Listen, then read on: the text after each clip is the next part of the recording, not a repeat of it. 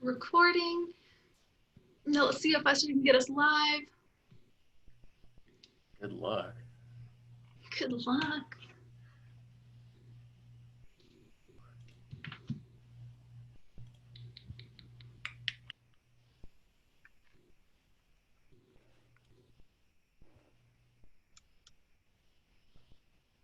Okie dokie. Hi, Internet. Hey, Facebook. Or if you're watching later, hello, YouTube. Welcome back to Hudgens Talks. My name's Kate Driscoll. I'm the Hudgens Center Public Programs Manager. And I've got my co-host with me, and I'll let him introduce himself. My name is Ty Nicholson, and I am the Director of Studio and Facilities Operations here at the Hudgens. And today we have David Tulis with us. Thanks for joining us, David. Hey, Thank David. you, Kate, and thank you, Ty. We appreciate it. I'm glad to be with you via virtually and talk to the Hudgens Center for an artist profile. I don't know if you wanted to introduce me with a little bio, or I can just talk about myself, and then we'll talk about photos, and we'll talk a little bit about journalism. That sounds great. Yeah, if you just tell people a little bit about what your background is and what you do. Okay, so I started out in the photo realm, and I spent a pretty good, you can tell I've got white hair. I've been in the business for a little while. I spent a lot of time at the Journal-Constitution in Atlanta, which you're familiar with. Now, I moved a few years ago up to Maryland because I'm a private pilot, but I'll get to that in a minute. So I was at the Journal-Constitution for a pretty good part of my life as a photographer and a photo editor, and I ended up working at ajc.com. I was a digital photo manager and the multimedia manager when I left, and it was a great position. That really married a lot of my talents, a lot of the people skills and a lot of the photography and a lot of the videography. And through the years, I also still maintain a pretty good relationship with folks in Atlanta. In fact, the AJC had invited me down to photo edit for the SEC football championship. That was back in December. It was right before all the COVID stuff. And I was down in Atlanta also to cover the high school football, the college football championships. And I've been there for the Super Bowls and things like that. I have a background also in the wire service industry. The wire services, that includes United Press International, Associated Press, Reuters, Agence France Presse. Way back in the day, I was a staffer for United Press International, and I was also a staffer up in Washington, D.C., not far from where I am now, for Agence France Presse, AFP. They cover the White House. And I did a lot of photo contract work for the Associated Press in Atlanta in my last few years in Atlanta, and just maintained those great relationships. So sports, news, features, things like that, I'm there. Calling me, I'll be there. I transitioned a little bit in my life because, back when I started out in photography, you really didn't need to have a degree in photojournalism or photography. You could go to the Missouri and learn journalism, but you learn by being on the street and doing the stuff. So I had a great job at the newspaper, but I felt like I wanted to fulfill that niche. I wanted to get that degree. So I went back to school at Georgia State University, and there's a point to this story. So I went back to school at Georgia State when I was pretty late in life, and I got a journalism degree. I said I wanted to write. We always wrote captions for photos, but I wanted to write, be a writer.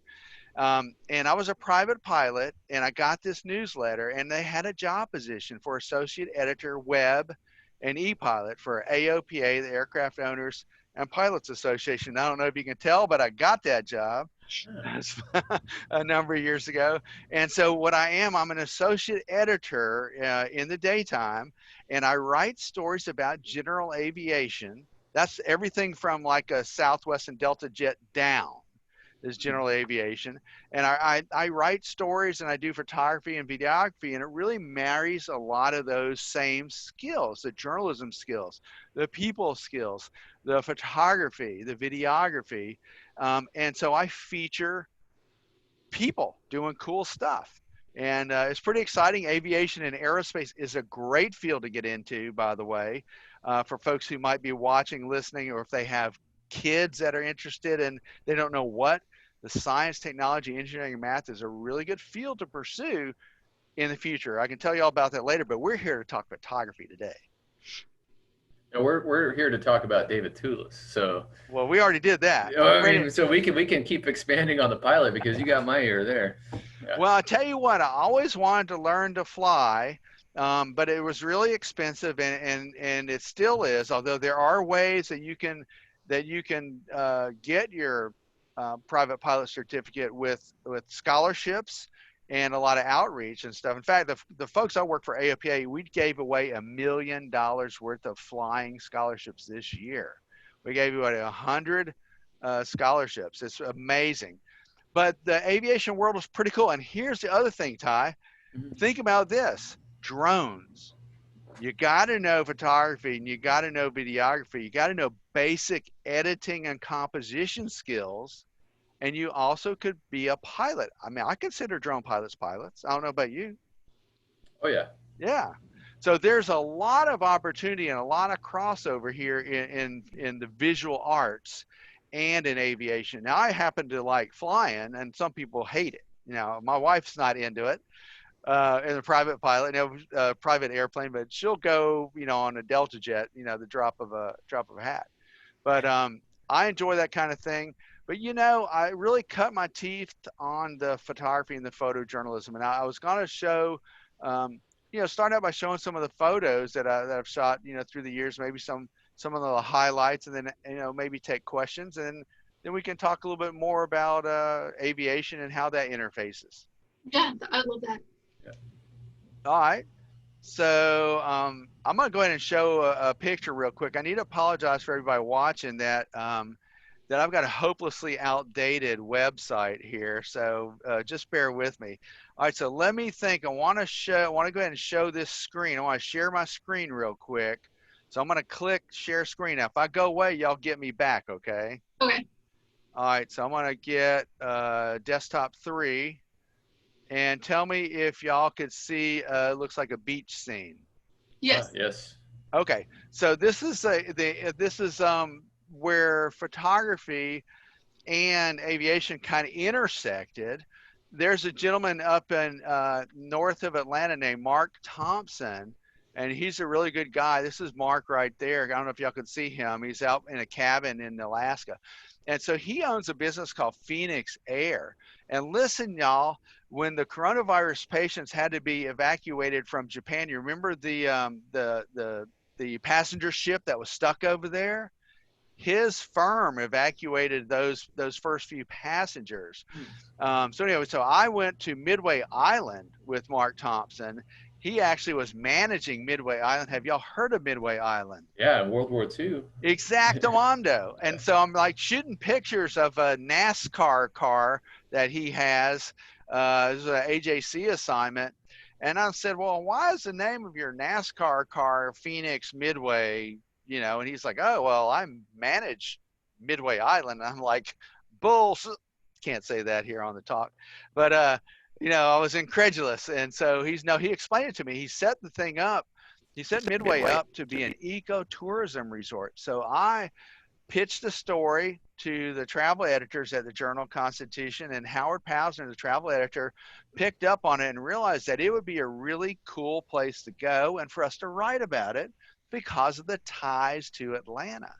So here we are scuba diving down in Midway. I had a tiger shark had just floated over my head. It just really freaked me out. It was my birthday a week, and actually, I don't know if y'all could see this real good. It didn't turn out great. This is like a star trail at night, and I turned the camera on like at 8 at night and let it go until like 5 in the morning. Some clouds moved in and kind of messed it up, but it looks like it's daytime over there, but really that's all through the night. And so Midway does have some really interesting history, and that's a little travel story. When you're doing travel photography, I want folks who are listening to pay attention to this. We all do our food shots with our phones, right? Keep those detailed pictures in mind. That's really important. It's a really important transition. Here's a detailed photo of the breakfast that we had, and here's a photo of a little bird at Midway. Midway ended up being a pretty intense bird sanctuary. So again, an ecotourism resort. That there's a lot of history back in there. That's a Goonie bird right there. And they had a little store back in the day, like the Navy people had, lived over there. So it's really cool. So keep in mind in your travel photography, the detail pictures and things like that. This is like an old embattlement area. This is where the folks actually really learned about the Midway invasion. There was a radio operator in those windows behind it that actually radioed out that things were happening there back in the day. Anyway, it was just really cool. It's a great trip, and it just shows you where photography can take you. Look, it took me to Midway Island. Who would have ever thought that? Oh yeah. So, Oh, you go ahead, Ty. Oh no, I was just looking at the seal. oh yeah, so we got right up on the seal, and they're not, because this is in the middle of nowhere. And I should explain the reason why the tiger shark floated over me was that there are really no people out there, and so the animals and the wildlife, they come right up to you. Mhm. So the tiger shark that floated over me, now they warned me ahead of time that this might happen, and I was like, I didn't think that was true, but it really did happen. And you really just need to mind your P's and Q's and don't move too quick, because those are really vicious animals. They're people eaters. Anyway, while we were there, check this out. Okay, you know how we have digital cameras and phones and do all that, easy stuff now. So we used to have to use film and develop things, develop film and make prints and all like that. Well, while we're out there, totally unexpected, but there were some Asian immigrants, folks who were immigrating from Asia that got stuck out there in the middle of the Pacific, and the Coast Guard picked them up, and if I say picked them up, they picked them up and deposited them on Midway Island. And so I borrowed this guy Mark Thompson's Sony Mavic cam. It had a floppy disk. I don't know if y'all ever remember even what a floppy disk is, but he let me borrow his personal camera, and I shot a news picture and then sent that back to Atlanta. And Howard wrote a really quick story on the fact that these folks were picked up, and it was a news event. It was like we did not plan on that happening at all. But you gotta be prepared, and so it's just another thing you do. You ask people, can they help you out? And then it worked out well for me. This is a park ranger showing us a little baby goonie bird, and that's really the name of the bird. They're fluffy little things. They have a hard time landing because basically they're not built very good for flight. But it's a real neat little place, and it just amazed me how photography and aviation kind of tied in. This guy was a pilot, and he flew us out to Midway. So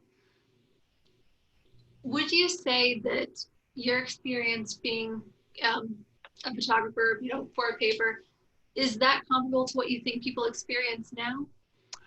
Well, in one way, I guess I'd have to ask you to clarify that, Kate. But it's, in my opinion, this is just my opinion, it's very important to be up to speed on the news because it affects us all. Now, you can get your news for however you want it. It's fine with me. Wherever you get your news, just make sure it's a balanced report, first and foremost, and make sure you are up to date.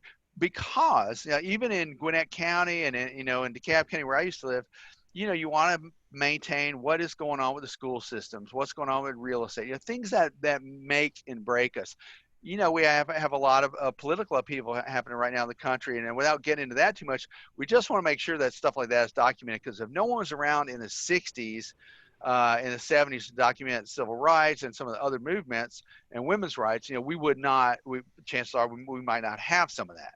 So we want to make sure that we do keep an eye on your some of your freedoms, and your freedom to express yourself and the freedom to cover it as a journalist.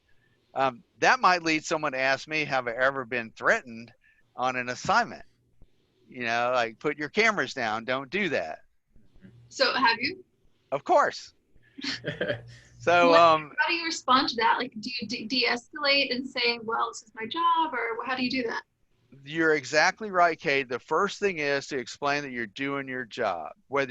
Now, we have something new in the past 5 years, citizen journalism. Okay.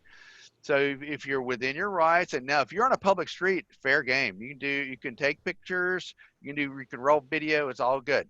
Sometimes there are undercover police involved. This is true. And they will sometimes ask you not to show their face. And as a journalist, you have to work with your editor to decide if your policy includes that, and if you want to not show their face or use a different photo or a different video clip, or not. That's between you and your editor and your publication. But the point is, yes, you want to de-escalate it if it's a major deal, unless it's worth going to jail for. Now, is it worth going to jail for? Y'all remember the back in the 80s? Well, I don't know. I remember because I'm old. There is a pretty famous picture of a guy in China standing up to a whole line of tanks. Mm-hmm. Y'all remember that? I don't remember it because I wasn't alive, but I know what you're talking about. It's an iconic picture, basically. It's an iconic picture. But just think, you know, and it was a kind of a scene that reverberated around the world, and you know, you need people to cover that and show that there are issues. So anyway, but let's talk about something lighter. I'm still sharing my screen. This is my buddy Dave Hirschman. He's a pilot, and he actually got this. He and I used to work for the Journal-Constitution. He was a business writer, and he had this crazy idea to go fly this biplane out in Atlanta at Peachtree Cave Airport. And could I come along and document it? And he was going to write a story about getting checked out at night, flying a biplane, a tailwheel airplane, all at the same time. And we did all that. He read a story about it, and he got the job at AOPA. And about 5 years later, I came along because I knew he had the job. And when it was publicized in this newsletter, I called my buddy Dave and said, hey, how about putting a good word in for me? And he did. Y'all might know Jocelyn Dorsey. She's a personality on Channel 2 in Atlanta, and she's a motorcycle rider. They had basically a little rally in downtown Atlanta, and I had known of her for a while. I want to say that she might have been the first African American female news anchor, is certainly in Atlanta, but I think in the country. But anyway, she did a lot of community services for WSB, and she was a great person to know. And then I, covered some football games that were kind of significant. Here's one of my dog, Happy. I did there's a little photo illustration on the cost of having a pet. So that's my border collie, Happy. Now, an awe moment, he's at the dentist right now today, and I hope he's going to be okay. He's a little bit older now. So, but you know what? Talking about subjects in your own backyard, that was my own backyard, and that was Happy, and that was his bowl. We did a little Photoshop to get the right amount of loose change in there, and it was a challenge to keep him from eating it. But we do stuff like that. So here's a little portrait about a couple over in Northeast Atlanta. I want to bring our viewers up to speed on the rule of thirds. Do y'all know what I'm talking about? I am familiar with it, but so the rule of thirds is real simple. Your eye is drawn to where the intersecting lines of a third intersect. So going horizontally from top to bottom and right to left to right, where these imaginary lines intersect is like a focal point. Your brain is wired to say, oh, wow, that's cool. So here's the takeaway. Have a little negative space, a little dead space off to the side. Not everything needs to be centered. Sometimes you get a little bit of visual stimulation when it's not centered. And for portraits and all, you can also center people. I've got like a little streaky background here. I did this little Coca-Cola story, and then you can have a centered subject too. So rules are meant to be broken. The rule of third can be broken. And we all kind of know who that is. That was at the Super Bowl. Yeah. I've covered a few Super Bowls and things like that. And so you get right down in people's faces. Being a journalist is really cool because you get to witness history. What's it like covering a Super Bowl? Like, one of the biggest events of the year here. It is high pressure. It's a very high pressure environment. And the thing is that you don't have a lot of room to move around. You're kind of assigned a position and you can't move. I was in an overhead spot for this game, but basically you want to show the end of the game is really good to show the winners and the losers at the same time. And this is not a great angle, but it's what I had. but you're operating at a real high level because people from all over the world are there and they're at the top of their game. So you just have to anticipate, and you have to. I like to tell people when you're talking about football, you have to outthink the coaches and quarterbacks and the players and everything. And I never really did play football when I was in college. I did, touch football, but I never knew the plays. It would help if you know the sport well. If you know the sport well, this is a pretty famous picture of Dale Earnhardt Sr., who unfortunately died as a result of an accident down in Daytona. But that was the first time he won the Daytona 500. It was his holy grail. And I was down there covering the Atlanta Braves in spring training at the same time, and I drove across the state to cover the Daytona 500. That was not my assignment. My assignment was the Atlanta Braves, but I was like, I'm down here. I want to, I want to cover what I can cover. And journalists have that sense of duty, a lot of times. And we also unfortunately witness drama, and we unfortunately witness, terrible crime as well. So you do have to keep an open mind about it. Let me show you one more picture here, and then before we go into something lighter. And there's an important reason why I want to show this picture. Are y'all still able to see my share screen? Yes. This was a fire out in Atlanta. It was a high-rise fire, and this gentleman was holding his colleague out the window to try to get clean air, to try to breathe air. And I must advise your viewers, viewer discretion at this point. If you want to flip away, that's fine. Join us back in a minute. But this picture ended up being a Pulitzer Prize nomination, which is the highest prize you can be nominated for as a journalist, especially as a photographer. And I was in a runner-up situation that year because the Berlin Wall came crumbling down. So if you had to lose to something, that was okay. But the importance of this picture, besides the fact it's a very touching moment, the importance of this picture was the city of Atlanta realized that they did not have fire engines with ladders tall enough to rescue people in high-rise buildings that would have caught fire.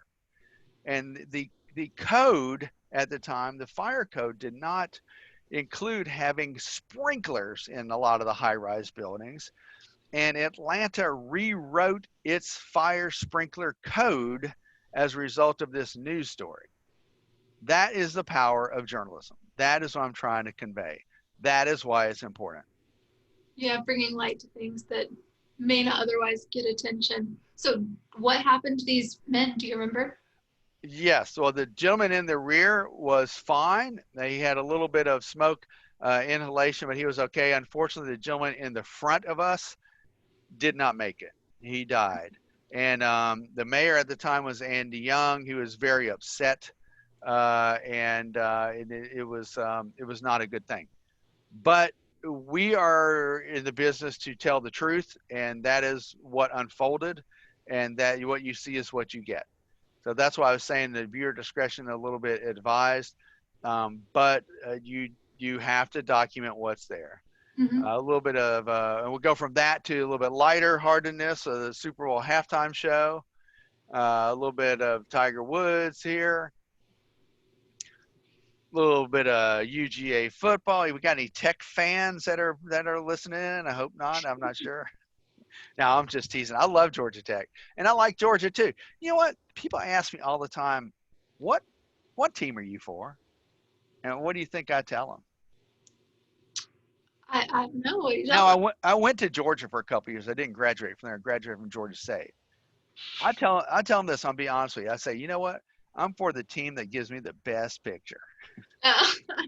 I'm for real, because you got to walk the middle of that road. You cannot have favoritism. You cannot. Mm-hmm. You have to be right down the middle. A little bit of high school football, right Is there. that trying not to like let any biases come into the way you line up a shot? Is that something that can be hard for you, or is that just something with the as time goes on being in your position that it becomes easier and easier? Kate, that's an excellent question. And I want to tell you that when I went back to school at Georgia State University to finally get my degree, I took a course in sociology, and I didn't realize the number of biases that we accidentally bring into our day-to-day life. Hmm. And as a journalist, especially as a photojournalist, you really have to divorce yourself from them. You have to do your best to walk down that yellow center line of the road. Hmm. And sometimes it's conscious and sometimes it's unconscious, but you have to make an effort to represent everybody. Hmm. But it could be hard sometimes. And it's not about who I'm for or not for. That is not why I'm there to take a picture. I'm there to show what's happening, Hmm. right? Do you So ever maybe I don't know if this is you can choose not to answer this, but do you ever see the way someone's reporting and like the way they're lining up a shot or what shots they're using that they're choosing to include?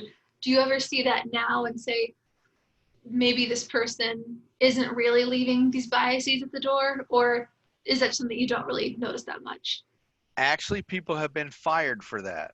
Oh, In really? the yes, in the journalism world, they have been absolutely have been. And another thing that we don't do, just a quick segue, and to answer your question, I have seen it.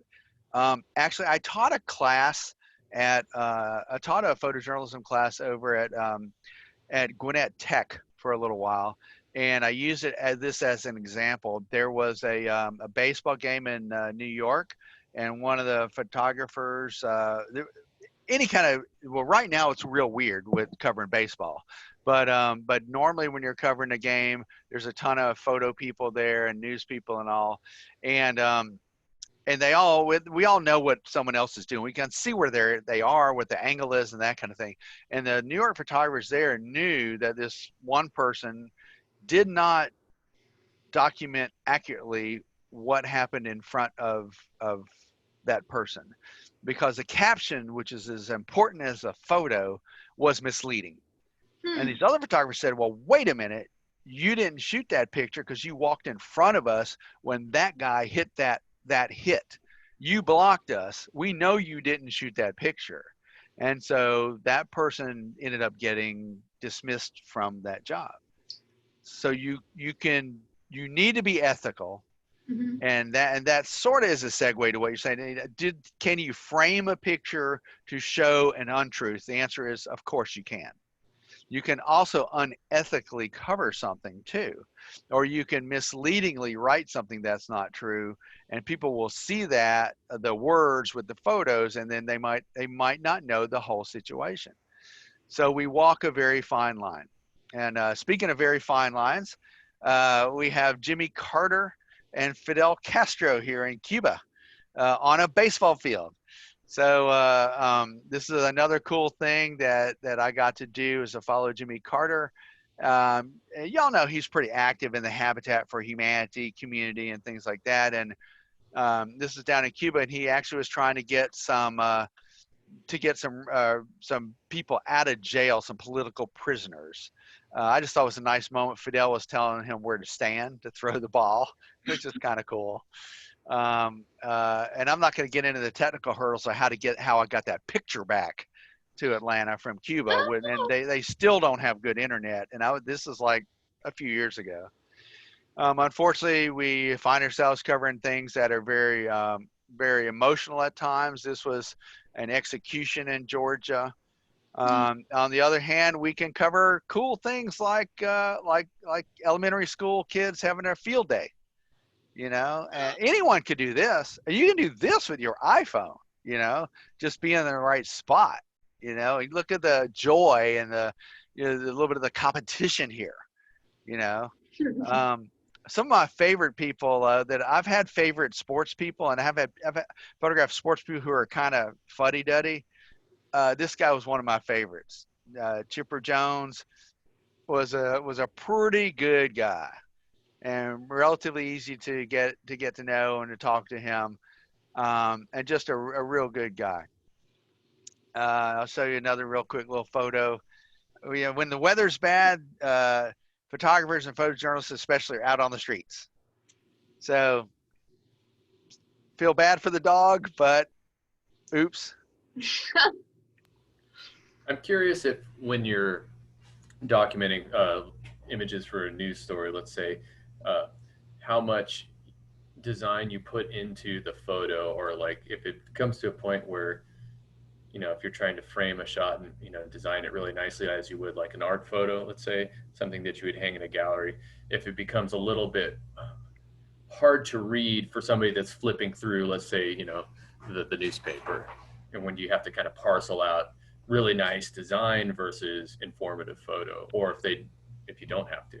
Ty, it's a battle all the time, and the folks I work for here at AOPA, we have a wonderful website that I'll show us in a little bit, and we also have two kick butt slick magazines, and it's a give and take all the time. And the other thing is that sometimes the photographer is going to come up with a killer vertical photo, and the whole of the newspaper, the magazine, or the poster, or whatever is horizontal. Mm. Or they're going to come up with a horizontal, and the shape the designer's looking for is vertical. Or when you are trying to frame something with it, maybe positioning it in your house a certain way, and you want it a certain way, it just, life doesn't unfold that way sometimes. We just have to be flexible. The answer to your question is, it's a constant battle, and there's a lot of give and take. Working for a publication that they're, you work hand in hand with the designers. That's a key thing. I think folks at the Hudgens Center probably know that. Y'all do a lot of brochures and pamphlets and posters. So you have to work with the graphical artists and with staff to make sure that we always put the best foot forward. But I don't know if it's give and take. You do the best you can with what you got, and you look for colors and shapes. You look for shapes and sizes.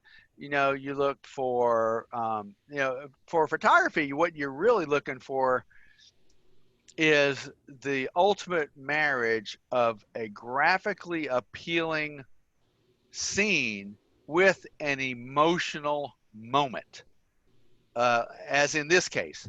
And it's almost got the rule of thirds there too, where you see where the face is, but not quite exactly.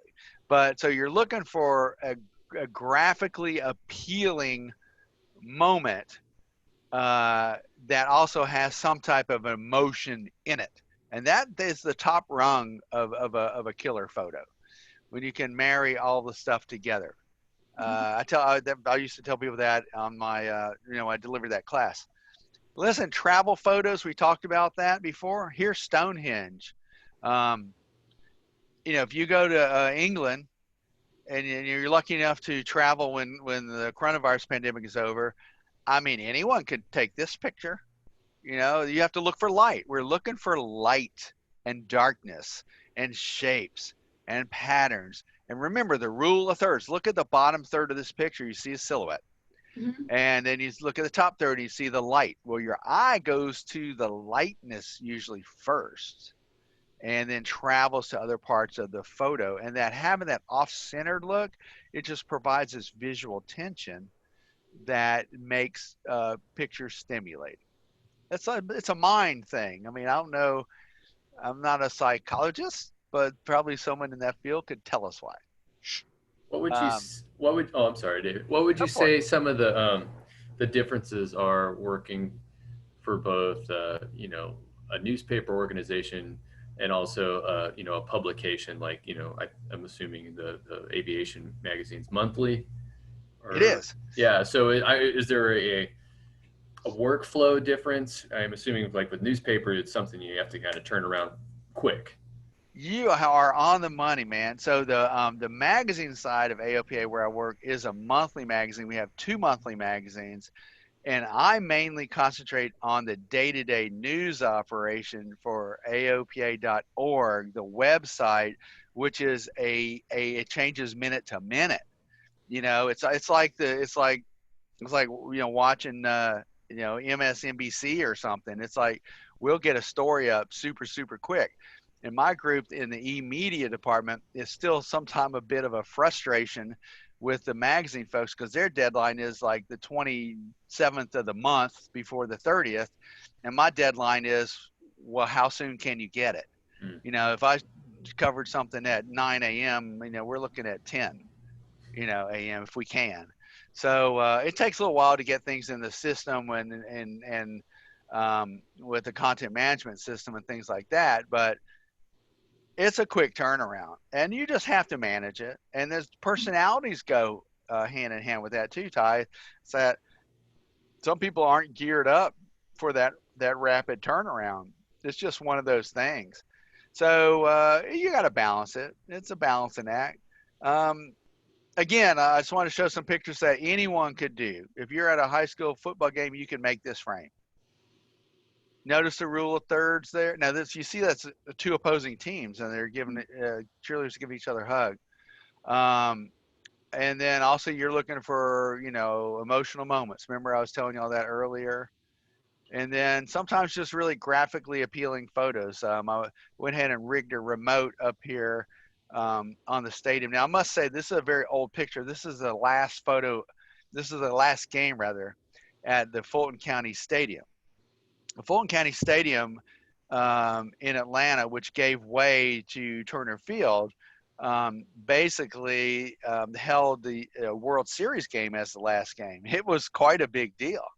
And so I tried to get a photo when I knew everyone would probably use their cameras with a flash on their cameras at the first pitch.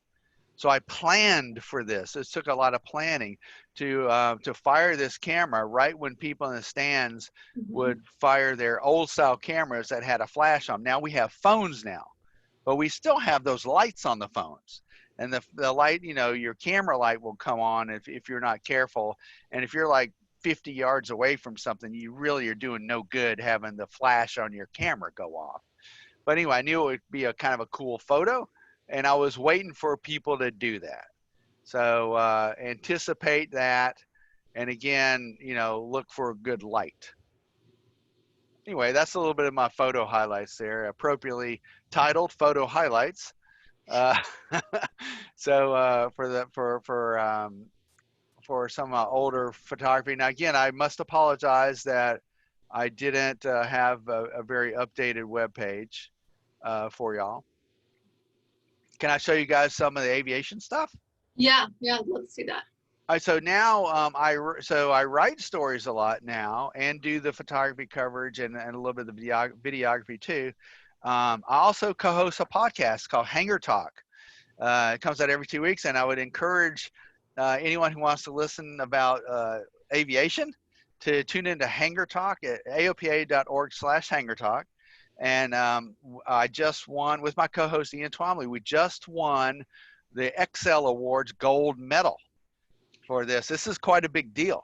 And so we're talking about podcasting. We're talking about videography, photography, writing stories. I covered a story in South Carolina called the Young Aviators Fly-In. It's a fly-in for young people, put on by young people, and it stars young people. So my goal was to get young people, putting on this event and having fun. And a fly-in is like a car rally, but just with airplanes. So these two young ladies flew that little airplane in. It's a Cessna 152. And I wrote, as you can see my byline up there. I wrote the story, I did the photography, and I made a little photo gallery of all that. I helped provide some of the video clips as well. And again, we're looking for moments. We're looking for interaction. And I'm trying to tell a story. What is going on at this event. So here we are, and folks having a little ice cream out by an airplane, and it's just a nice grassy field. 7,000 feet long is how long this runway is. Y'all know how long a mile is? No. Putting you on the spot. All right, Kate, it's 5,000, so 5,200 feet and change, and this is 7,000 feet long. This is more than a mile of grass strip runway. And people were just having a good time. The older guys were giving youngsters rides, hoping to get them interested in aviation. Here's my good buddy, Kayla McLeod. She lives in south of Atlanta, and she helped put this on. She had just graduated from West Georgia in December.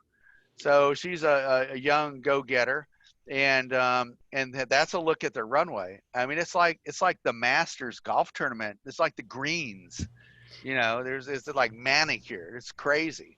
Is it normal to have a grass runway that long? It's not that. If you live in Atlanta, it's not that normal, but there are grass strips in Atlanta, and you find them a little bit more out on the outskirts of the city. You'd be surprised to know that south of the metro area, kind of near Noonan and Peachtree City, and north of the area, I'd say up in Alpharetta, there's a lot of grass strips. So these two are the same that were hanging out having ice cream, and they were just a hoot. They were just so fun. And what I'm trying to do is like capture their attitude. It's just like this aw shucks thing. Yeah, we flew in, we're badasses, whatever. But we had a great time. And again, I'm trying to document the moment. Who's doing what? They're having fun, and just I'll go back to one thing. When you're taking a picture of a propeller airplane, viewers online that are listening to this artist talk, all two of y'all, I want you to know, slow your shutter speed down to less than about a 200th of a second so you can blur that propeller at least a little bit. Nothing looks goofier than a propeller that stopped. And on a camera that you have control over, you can slow your shutter speed down to blur that propeller. It just looks better. Again, I'm looking for moments. This young child was grabbing her mom because she didn't want her mom to go on a ride in this little airplane. The mom was actually documenting her other kids getting on this airplane. But again, we are looking for moments. If you can tell by the body language what's going on. Now I wonder if to blur the propeller a little bit is like kind of like a psychological thing. Like if you see a stopped propeller on a plane, it would make people feel uncomfortable, possibly. You know what? It just to me, it's not. It's in the aviation world. It's just kind of it's kind of like it just looks weird. It Okay. looks like it's a toy and it's not really flying. Now, here's the other flip side of that, Ty. A jet doesn't matter how fast you shoot. You can photograph that at any shutter speed at all that you want because you're not seeing a blade whirling around. Same when opposite with a helicopter, you have to slow your shutter speed way down to like a 60th of a second to blur a helicopter blade because they go slow, they move slower. Basically, again, we're looking for shadows, lightness, and darkness. Looking at the rule of thirds, and we're having some fun. So I'm flying a little bit behind this guy, Rob, in this air cam is what the airplane is called. National Geographic made a special airplane to go through the Amazon. It's a high wing, twin engine, kit built airplane that National Geographic photographers requested, and a guy named Phil Lockhart in Lakewood, Florida built. And you can buy these airplanes. They're cool. Um, Kate King wants to know, do you think having a great eye or the best equipment is more important? Yeah, know what? I'm going to go with the eye.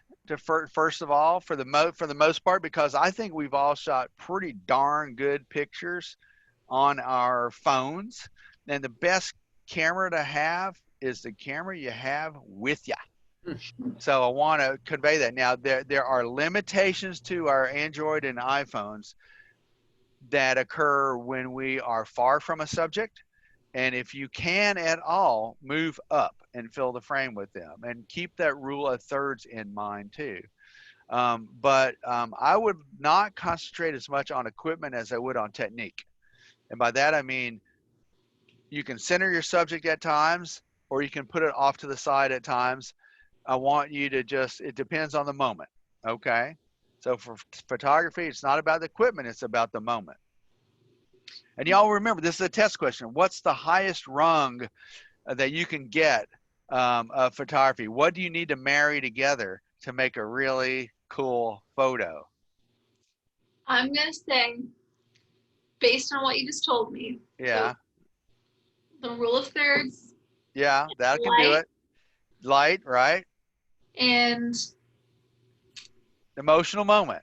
Oh, If yeah, so, emotional. what you want is you want your I was going graphically to say all of appealing those things.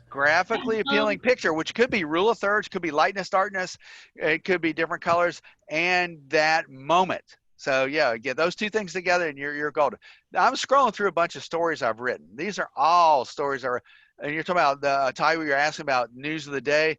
I wrote this story today. It's on a lithium sulfur powered electric airplane that they want to come out with. Did not shoot the picture, wrote the story. That's today.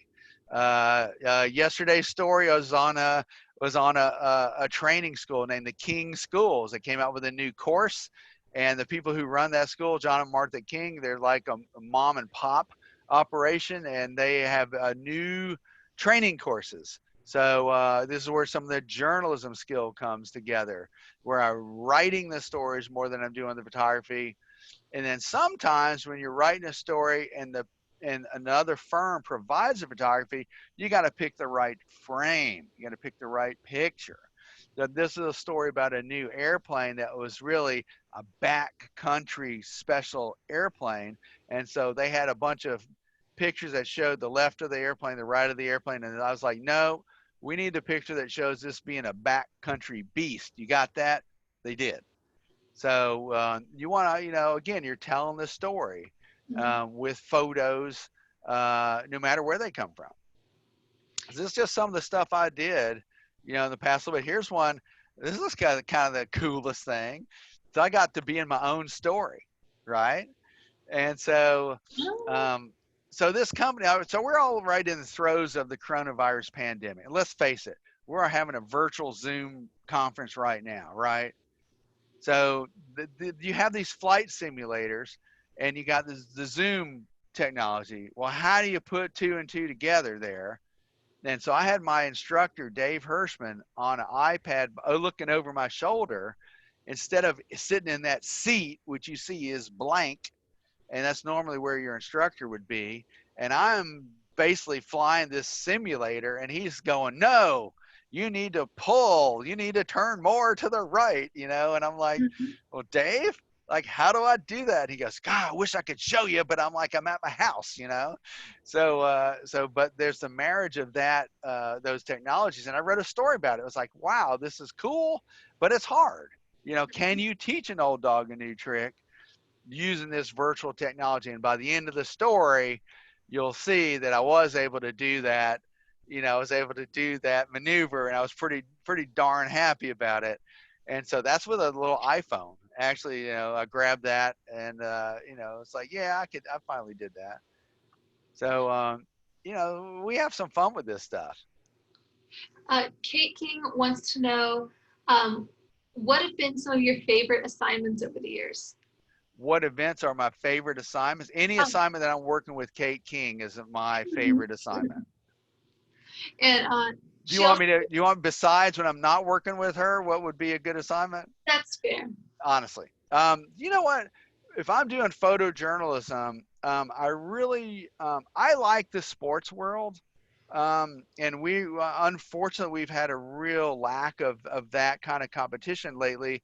And yes, on one hand, it's weird because um, we're all trying to be safe, and we're all trying to do the right thing, and maybe the best thing is to not go out and do stuff. But if y'all think back to September 11th in 2001, the first thing the country tried to do was have a darn baseball game after all that, just to show that we were united and could rally and get back to some kind of a normalcy. So the bottom line is that I like the kind of events I like are the high pressure events. A lot of that ends up being sports, or could be a political rally. And again, you want to capture the moment. You don't want to miss that moment, that picture, that it's a fleeting moment in time, and then it's all gone. So I think I strive for that moment where it's do or die.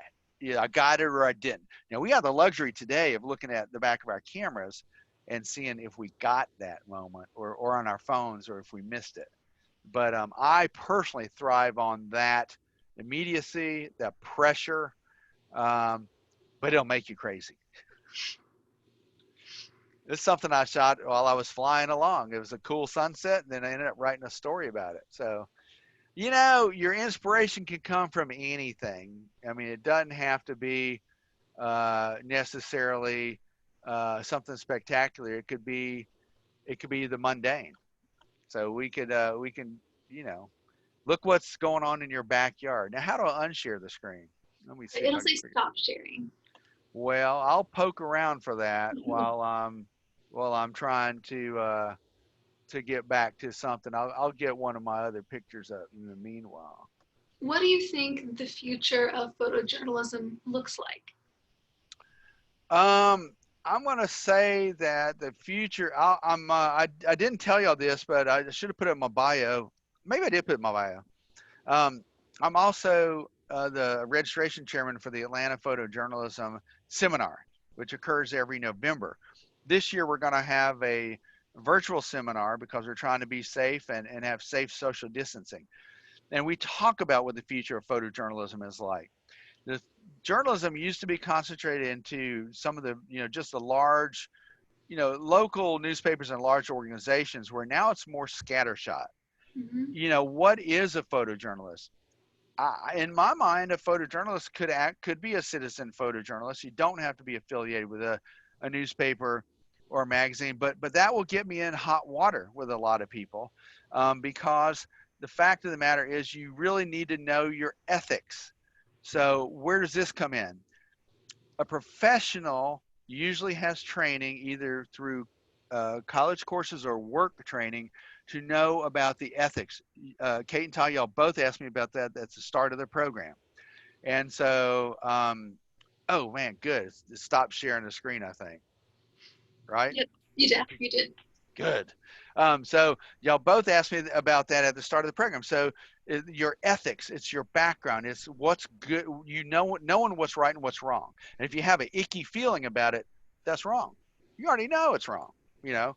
So the bottom line, where's photojournalism going to go from here? We're seeing a lot of constriction in the journalism world right now. I think it's very scattered. I think some of the larger papers, like you guys have the AJC in Atlanta, I think that will survive.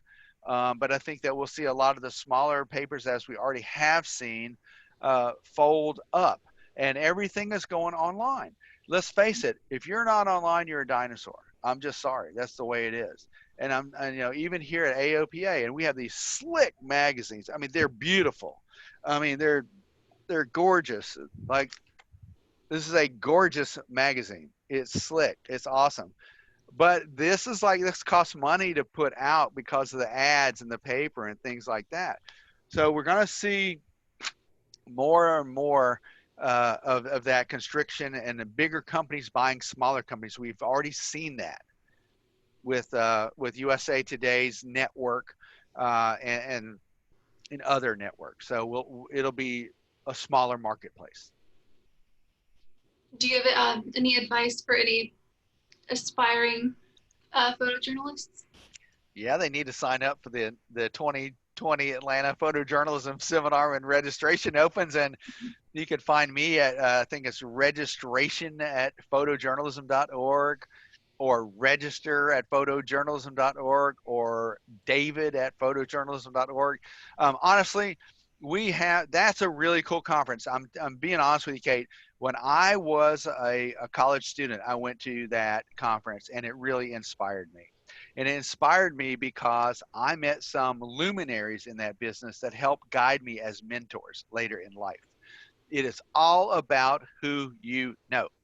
And if you can make these relationships and build on those relationships, then you'll have someone that will help spur you to your greatest achievements. So, stay the course, learn some of the basics of photography. It's not about the gear. Don't get wrapped up in the gear so much, but try to make the contacts and learn the craft. And don't forget the ethics. They are so important. My grandfather used to say, David, you're only as good as your name. And think about that. You got to keep a good name no matter what business you're in. I don't know if that answered the question. I hope it did. No, that was really good advice.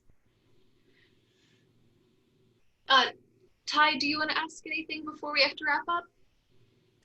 Um, no, I think you kind of snaked that one from me. I was wondering That's where, I'm where he, where David thought uh, journalism in print was going, but Well, Ty, I know we're going to wrap up, but and I don't want to run over, but I will say this, that as the registration person for that seminar, I know how many people we expect and how many people are coming and that kind of thing. And we do see over the last few years, we have seen a little bit less and a little bit less. Now, part of that is financial. Now, part of that is that there might be a bigger event going on the weekend that we happen to hold that conference. But there are other similar conferences around the country that are also, feeling the pain a little bit of, the field itself is not that huge. Now, let's think about this, though, on the other side of it. A lot of the reporting right now is driving some of the social causes that we see right now. Now, I'm not going to say whether that's good or bad. That's for viewers to decide. It's for people, tapping into the Hudgens talk to decide. But at least people are aware of what is going on. And then the duty of a journalist and a photojournalist is to be truthful and tell the truth. Don't crop out something that's really important. Don't crop it out of your picture. Don't use Photoshop disappear tool tactics to clone people out of a picture. Similarly, do not clone them into a picture. At the newspaper in Atlanta, when I was there, we had a designer that felt like a certain treatment was more appropriate to this particular feature story. So he cloned out a second person in the picture, and he had no job the next week. Yeah, So that seems like that would be a major no-no because that's, I mean, I imagine yes, even if someone was there, that's a lie that they it were in that shot. it is, and you've got to. That's what. And we started out the conversation by saying we got to be truthful, we got to know our ethics, and we have to. We just have to. We have to walk down the middle of that road, and sometimes it's hard to do because everyone brings a little bit of personal bias to the table, whether you know it or not. Totally. And sometimes you got to work harder to avoid that. Hmm. So keep your eyes open. By all means, when you're at a NASCAR event or a sportsman, by all means, walk backwards and keep both eyes open. If you're covering a protest, keep both eyes open and make sure you got friends nearby. Ditto for a hurricane and a tornado. Don't go it alone. Have a partner. Look out for yourselves. That's another key thing. Y'all didn't ask me about that, but going into a real tense situation, see if you have an ally somewhere. And if you're gonna piss someone off, not someone with a gun, or a policeman or something like that. So keep your wits about you and weigh how important it is to capture the moment, or sometimes you've got to walk away, and it just depends. Don't put yourself in harm's way unless you know you got an out. Hmm. That's good advice. Well, I think it's probably good advice in general. Correct. Well, all right, guys, we are gonna wrap it up. Tune in next week, same day, same time. Thank you so much for doing this, David. This was so much fun. I feel like I learned a lot.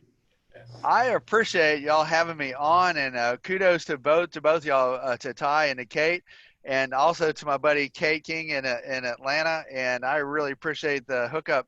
Y'all are doing some great things at the Hudgens Center, and I want y'all to keep on keeping on. Everyone is being challenged right now, but listen, we'll get through it. We're all in it together, and just keep your heads up and keep shooting pictures. Thanks, David. Thank y'all. Yeah, he did it. He did it. All right.